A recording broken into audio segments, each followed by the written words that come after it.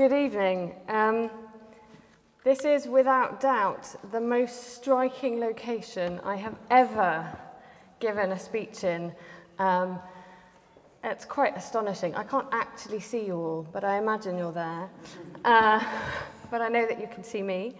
And I'm very excited and honoured to be giving you this talk this evening. In 1634, the English lawyer and author William Prynne was sentenced to life imprisonment, fined £5,000, which is more than £1 million in today's money, and I know that because I asked Twitter, and had both his ears cut off. His crime was the publication of Histriomastics, a 1,000-page puritanical tome dedicated to showing that plays were unlawful and incentives to immorality. He didn't have many good things to say about women either, so plus ça change for some cultural commentators. It's a dreadful irony that this work, which in effect advocates censorship, resulted in some of the most gruesome punishments you can inflict on an author for their writing. Nor did his punishment end there. Accused of publishing seditious libels again in 1637, Prynne had the letter SL branded on both his cheeks. I mention the example of Prynne because it is the first cited in an exhibition of book covers currently on display at Pembroke College, Cambridge University, where this week my organisation, Index on Censorship, kicked off a series of talks and discussions for Banned Books Week, of which this lecture is the final event. And I mention it because it reminds us, while it reminds us of how far we in the UK and in Ireland have come in the past 350 years or so, the exhibition was actually also a powerful reminder of the fact that censorship is still alive and well, albeit in different forms, in our democracies today. So the exhibition ran along two sides of the library. On one side were the cases from the 1630s to 1800s.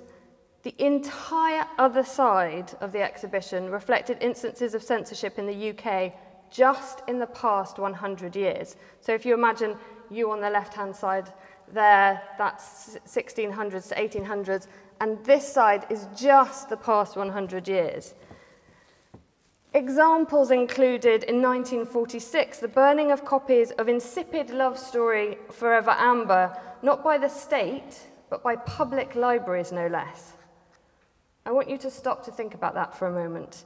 In 1946, barely a decade after perhaps some of the most infamous book burnings in history, those of Nazi Germany, public libraries in the United Kingdom thought it fit and proper to burn a historical romance that one judge in the States described rather damningly as soporific rather than aphrodisiac.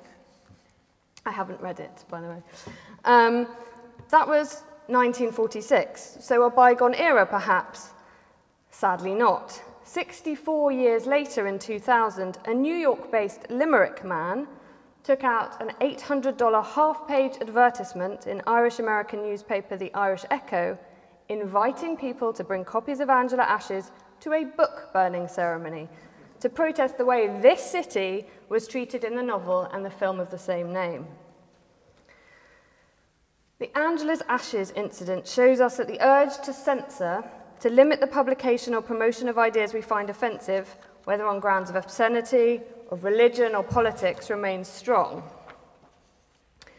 So my talk this evening is going to examine the new sources of censorship, not just in the context of literature, and posit some ways we can resist the urge to silence others. But first, I'm going to tell you a little bit about myself and why I care about these issues and about the organisation I run. As David said, I'm a journalist, and I've wanted to be a journalist for as long as I can remember. As a child, I was dreadful. I would make my friends play the news, which we then performed to our long-suffering parents, and I dreamed of being BBC foreign correspondent Kate Adie. When I finally got to cover an actual war, civil conflict in Ivory Coast, I discovered actually that it was pretty terrifying, and I did not, after all, want to become a war correspondent, and ended up instead as London bureau chief for Reuters news agency, whereupon I found myself in charge of coverage for the UK riots of 2011. I became a journalist because I wanted to tell stories that were not being heard. I love literature because I believe in the power of the written word to convey and transport us to a world beyond our own imagining, and that my own world is enriched as a result. So it seemed a very natural fit when I was asked if I was interested in running Index on Censorship, one of the world's leading organisations in the defence of free expression.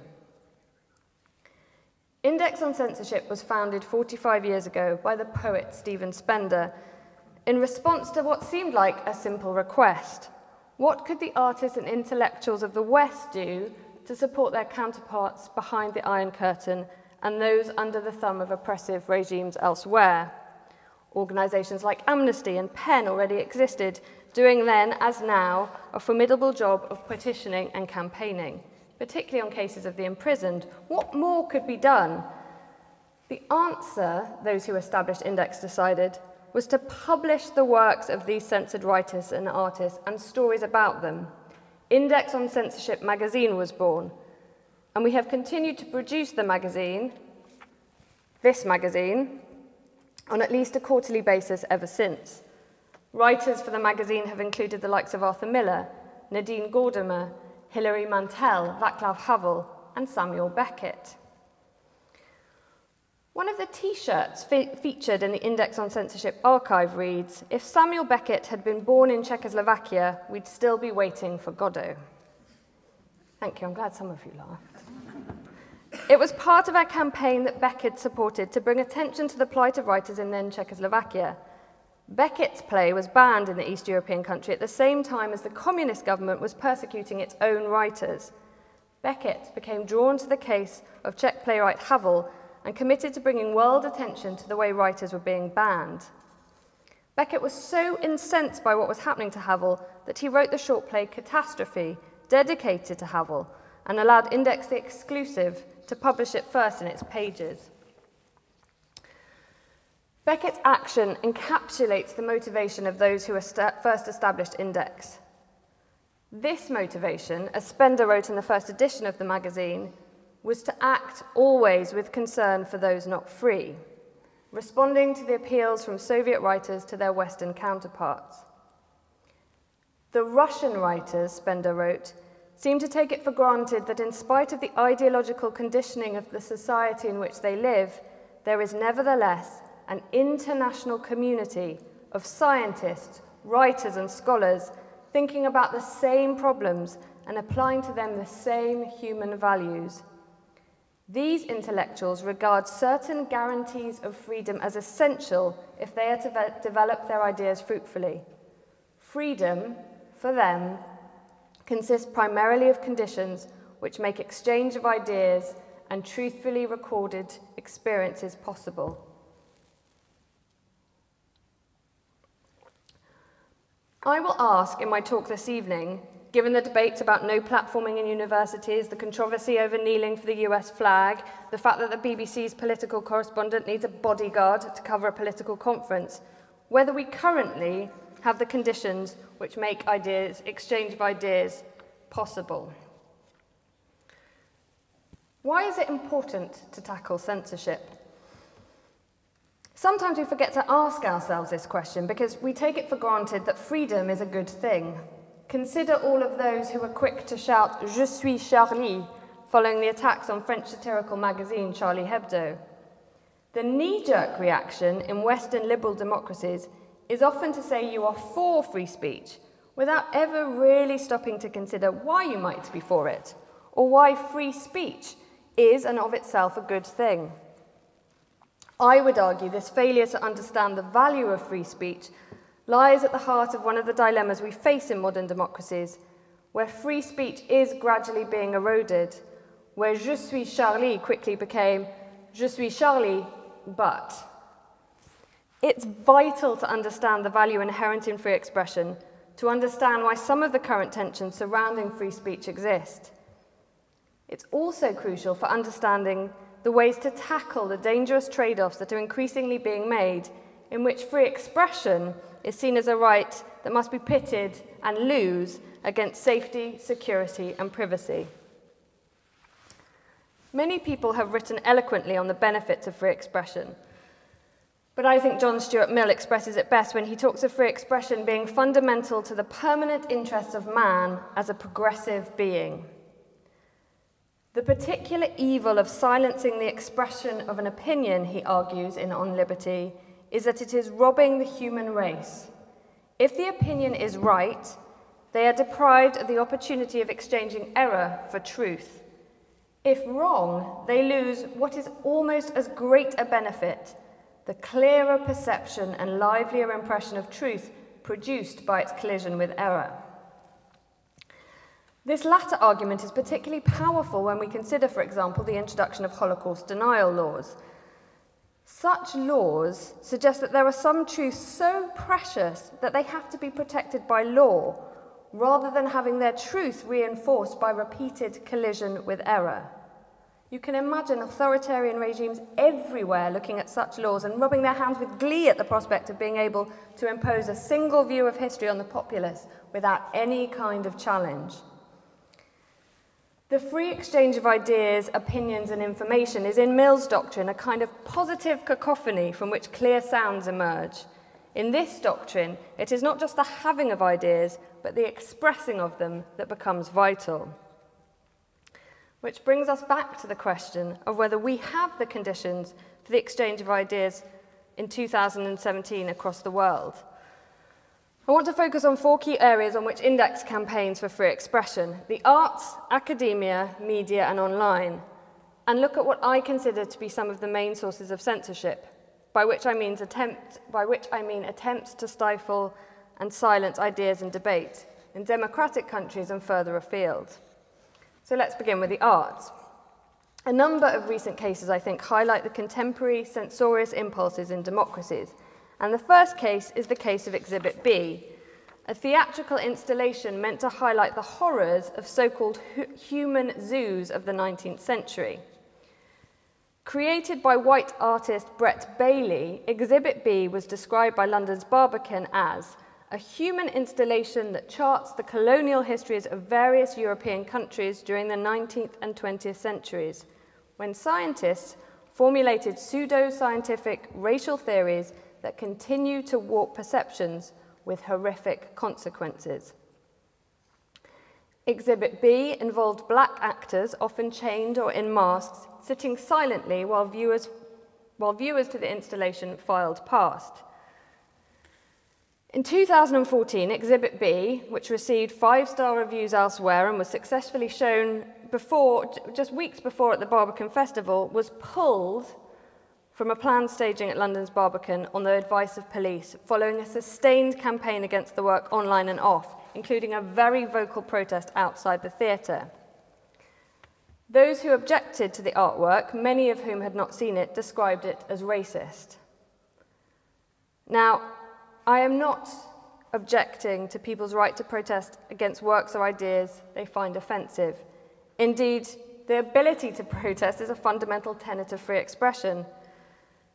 But what is salient, I think, about Exhibit B is that it demonstrates a growing belief that the opinions of one set of people should be allowed to infringe the legal rights of others to express themselves. Exhibit B was not closed down by police for hate speech or inciting violence.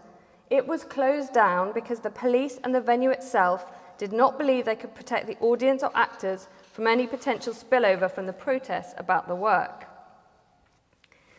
In this case, one group of self-appointed spokespeople for a community infringed the rights of others to express themselves. Estella Odunlami, an actor who took part in the Barbican's Exhibit B, wrote in The Guardian, "I chose to take part in Exhibit B because I was inspired by the premise of the work. It forces us to examine the darkest corners of our mind. It is brutal, unforgiving, and unapologetic.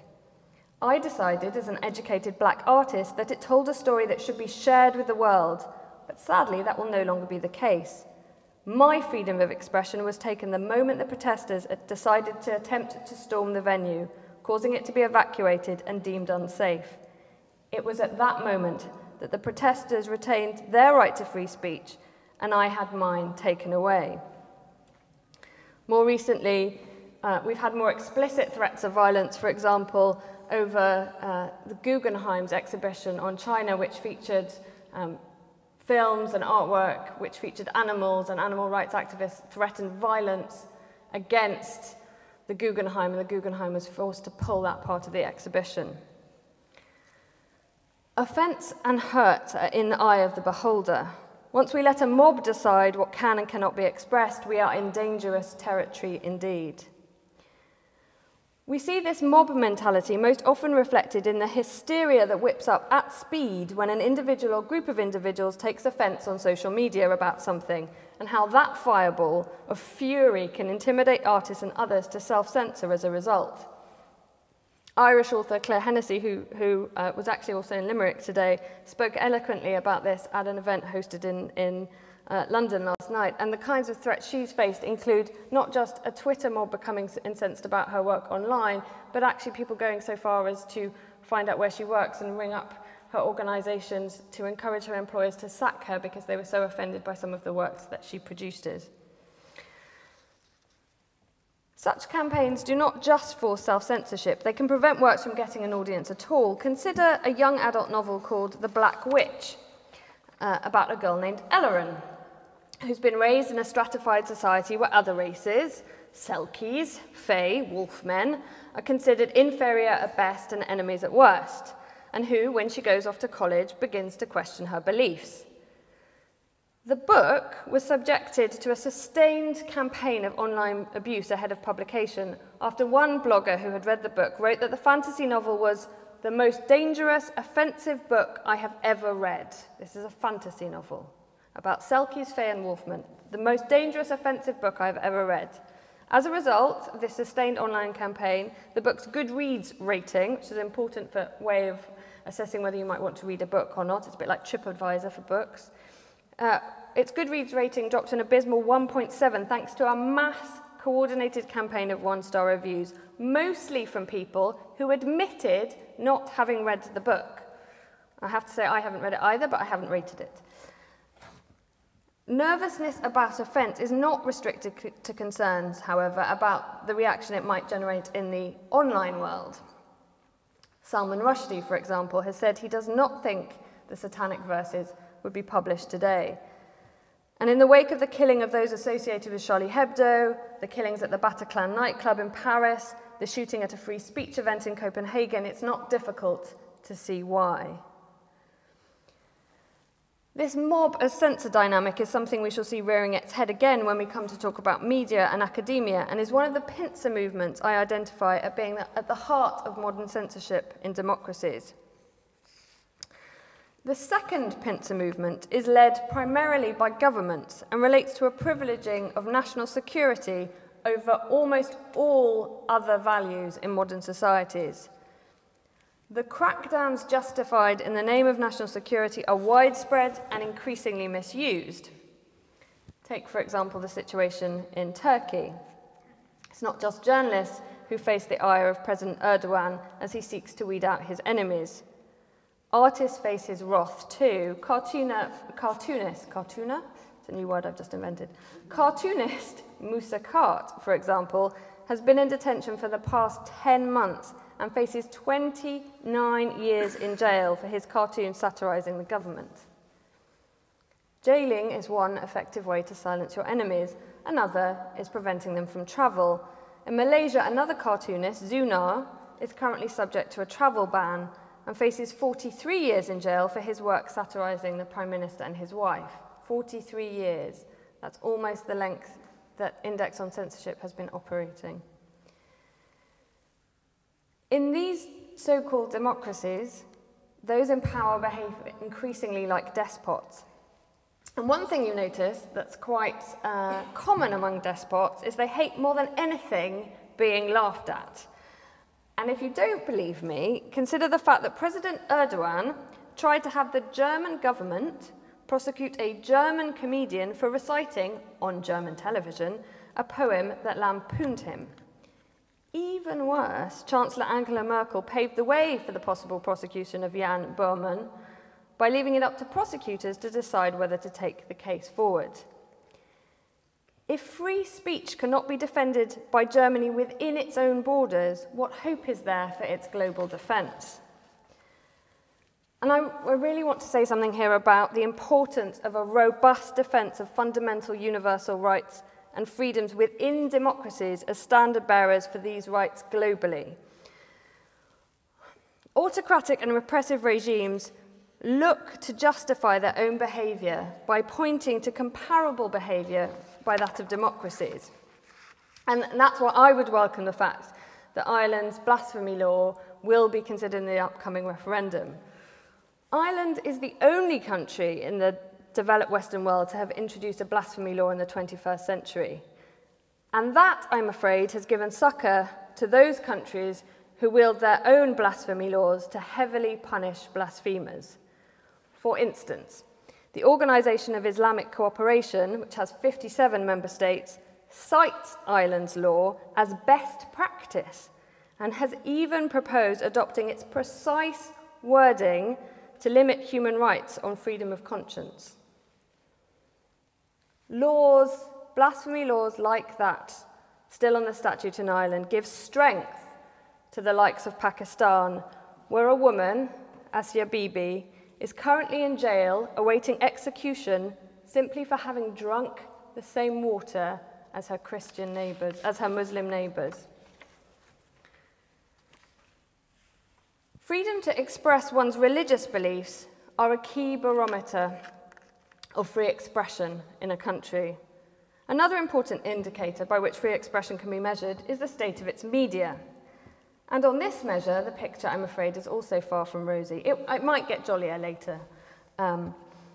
Index has been running a project in 2014 on threats to media freedom in Europe and neighbouring countries. The picture that the Mapping Media Freedom Project paints is alarming, and I say that as a journalist. Journalists in our region have been killed, arrested, and systematically harassed for doing their jobs. And this harassment isn't only taking place in countries where you might expect it, like Turkey, Russia, Belarus, Ukraine, but much closer to home. Only this week, as I mentioned before, we learned that the BBC's political correspondent, Laura Kuenssberg, has been assigned a bodyguard because of threats against her. Again, think about that for a moment. One of the most senior journalists at Britain's public broadcaster requires a security detail to cover the conference of the country's leading opposition party. Online harassment, intimidation by the state, and legal measures are all ways in which attempts to silence the media are made. In some countries, the stakes for journalists are impossibly high. In Mexico, more than 8 journalists have been killed this year alone as the cartels, vigilante groups, and security forces in that country wrestle for power.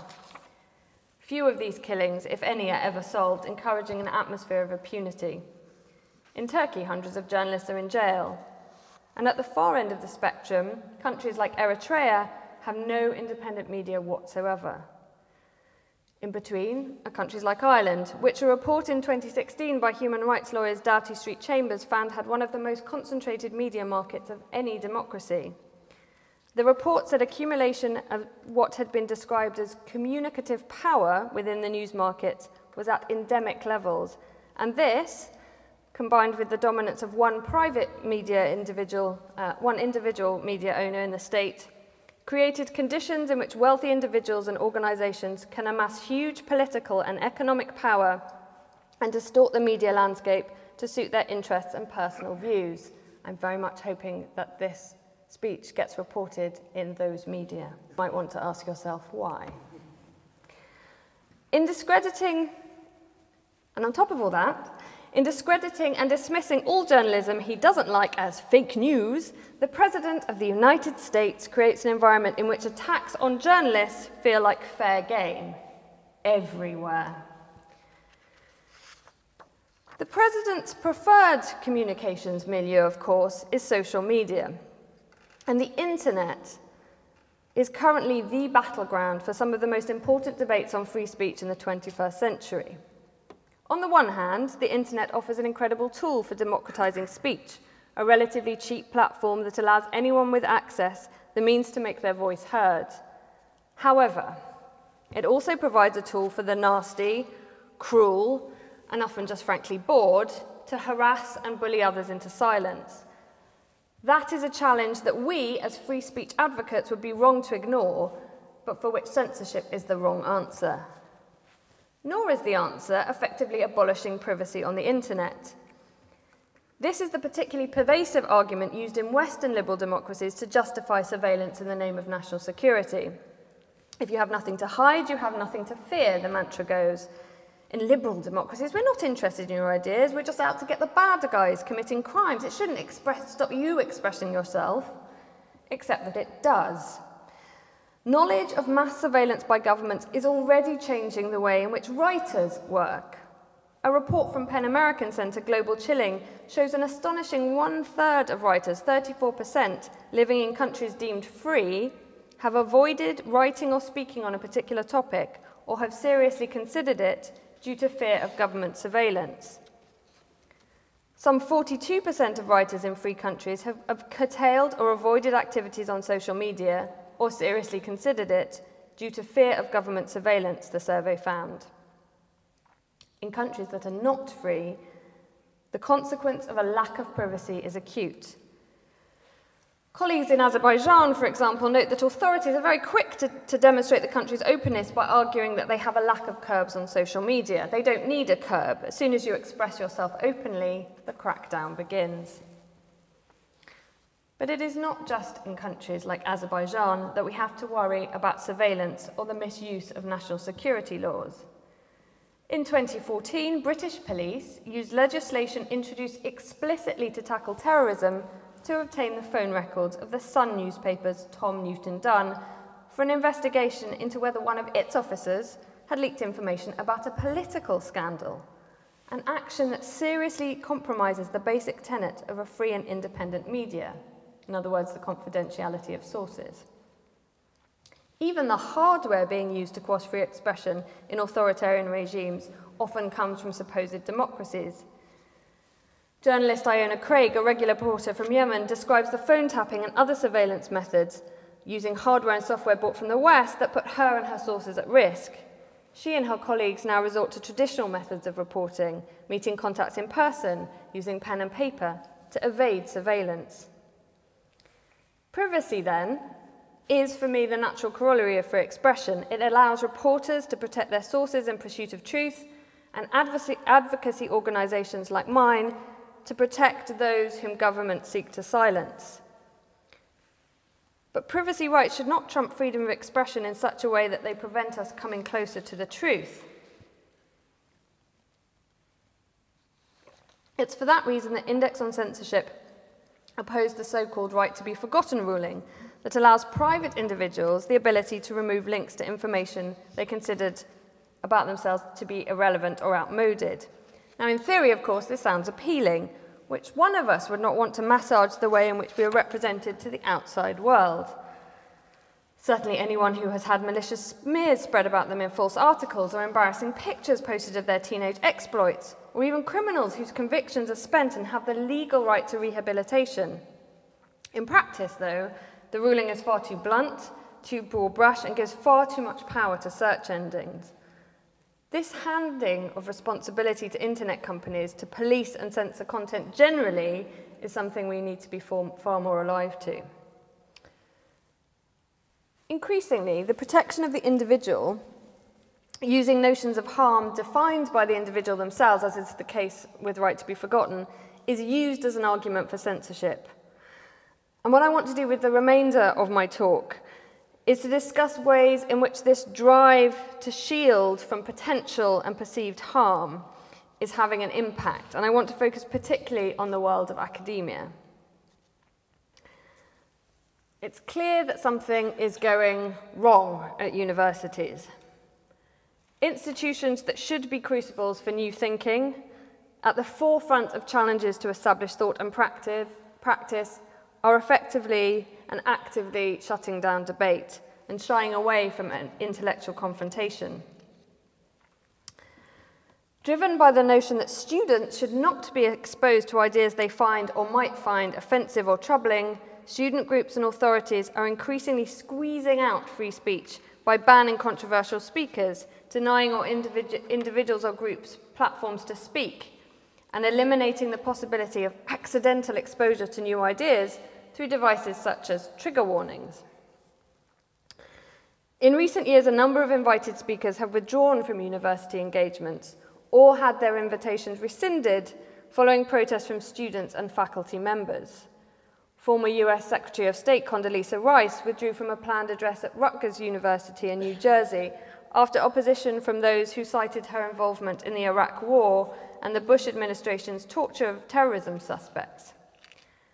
Brandeis University in Massachusetts cancelled plans towards an honorary degree to Islam critic Ayaan Hirsi Ali, and Christine Lagarde backed out of a speech at Smith College following objections by students over the acts of the International Monetary Fund, which Lagarde runs. In the UK, the University of East London banned an Islamic preacher for his views on homosexuality. As I said earlier, registering your objection to something or someone is one thing. And indeed, the ability to do that, I say again, is fundamental to free expression. However, actively seeking to prevent that person from speaking or being heard is quite another. And as I alluded to earlier, it's a trend increasingly visible in social media, and its appearance on campus within universities is, to my mind, deeply troubling. It's seen not just in the way that invited speakers are treated, but it stretches far wider. It stretches to the academic fraternity itself. In recent years, the University of Illinois at Urbana-Champaign in the US withdrew a job offer to academic Stephen Silater following critical posts he made on Twitter about Israel. In an open letter, Phyllis Wise, the university's chancellor, wrote, "A preeminent university must always be a home for difficult discussions and for the teaching of diverse ideas. What we cannot and will not tolerate at the University of Illinois are personal and disrespectful words or actions that demean and abuse either viewpoints themselves or those who express them. We have a particular duty to our students to ensure that they live in a community of scholarship that challenges their assumptions about the world, but that also respects the rights of individuals." These incidents matter because, as education lecturer Joanna Williams wrote in the Telegraph newspaper, if academic freedom is to be in any way meaningful, it must be about far more than the liberty to be surrounded by an inoffensive and bland consensus. Suppressing rather than confronting controversial arguments prevents criticality and the advance of knowledge, surely the antithesis of what a university should be about. Yet increasingly, universities seem to want to shut down controversy, sheltering behind the dangerous notion that protecting people from anything but the blandest and least contentious ideas is a means to keep them safe, rather than encouraging students to have a wide base of knowledge. In the US, some universities are considering advising students that they don't have to read material that they may find upsetting. And if they don't, their course mark would not suffer. The introduction of trigger warnings at a number of universities is a serious cause for concern. In the UK, increasing intolerance for free expression is manifest in the no platform movement, which no longer targets speakers or groups that incite violence against others, but a whole host of individuals and organisations that other groups simply find distasteful or in some way disqualified from speaking on other grounds. The decision to cancel an abortion debate, for example, at Oxford in late 2014, which would have been held by two men, also two noted free speech advocates, came after a slew of objections, including a statement from the Students' Union that decried the organisers for having the temerity to invite people who did not have uteruses to discuss the issue. More recently, a human rights campaigner was barred from speaking at Warwick University, a decision that was subsequently overturned, after organisers were told she was highly inflammatory and could incite hatred. And a feminist was barred from speaking at the University of Manchester because her presence was deemed to violate the student union's safe space policy. Encountering views that make us feel uncomfortable, that challenge our worldview, are fundamental to a free society. Universities are places where that encounter should be encouraged and celebrated. They should not be places where ideas are wrapped in cotton wool, where academic freedom comes to mean having a certain single kind of approved thinking, or where only certain approved individuals are allowed to speak on a given topic. Index on Censorship knows well the importance of the scholar in freedom of expression. Though we have come to be known as Index, the charity itself is officially called the Writers and Scholars Educational Trust. You can see why we went with Index. But Writers and Scholars Educational Trust was an effort to capture as simply as possible the individuals that we attempted and intended to support from the outset. The title was never intended to be exclusive, but the inclusion of scholar signals the importance our founders attached to the role of the academic as a defender and promoter of free speech. In 2017, as we watch the spaces for free expression narrow, I hope that together we can work doubly hard that traditional bastions for free speech, and indeed institutions that were not always its greatest advocates, including the institution in which we stand, that they remain arena for the clash of ideas and not the closure of minds. Thank you for listening.